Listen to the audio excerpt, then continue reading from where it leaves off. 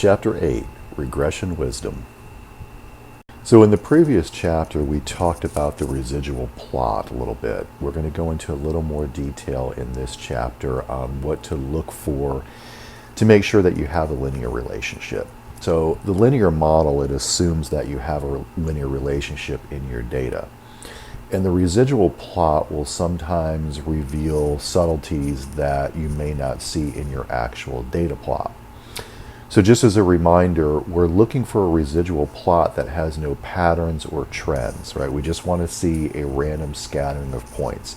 If we start to see patterns or trends in our residual plot, that's an indication that we're not working with linear data.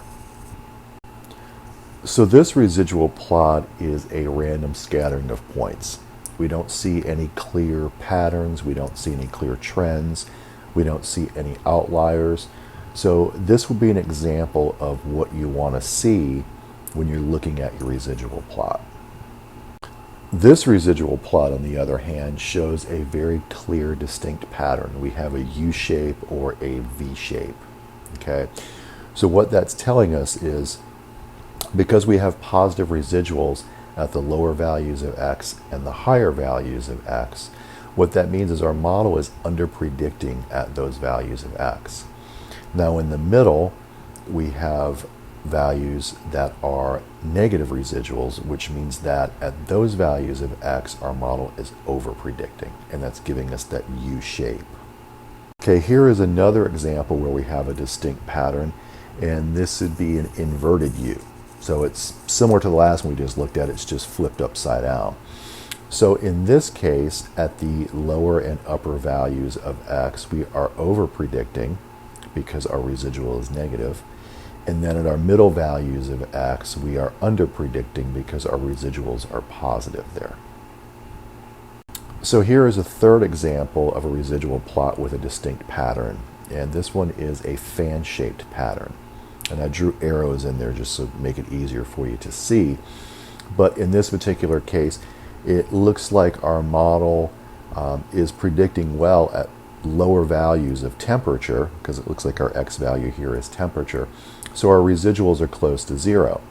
But as our temperature increases, you can see our residuals are getting larger, right? So that's giving us that distinct fan shape. So this is something that we don't want to see.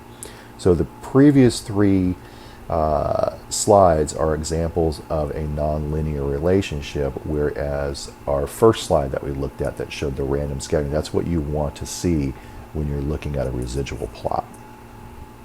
So the next thing I want to talk a little bit about is extrapolation, and that is when you're reaching beyond the data.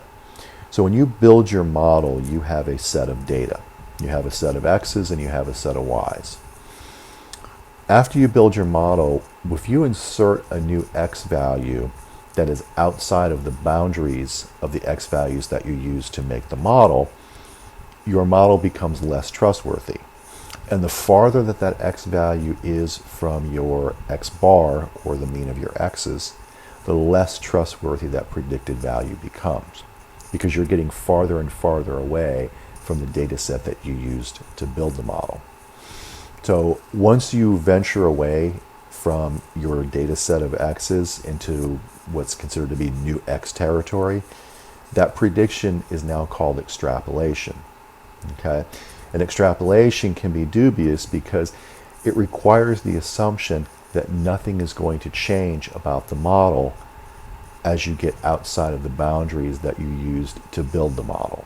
So be very careful with extrapolation. Because outliers have large residuals, they deserve special attention when you're doing your analysis. Another thing to think about is a data point can also be unusual if the x value is far from the mean of the x values. Okay, this is a data point that's considered to have high leverage.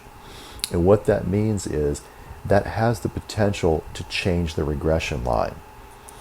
It also has the potential of strengthening the relationship, inflating the correlation, and the R squared. So be on the lookout for outliers, or be on the lookout for data points that may have high leverage. So how can you tell if a high leverage point changes the model? Well, what you would do is you would just fit the model twice. So fit your model with that point in, remove the point, and then refit your model. If the model changes, then that point is considered to be influential because it's having an influence on the model.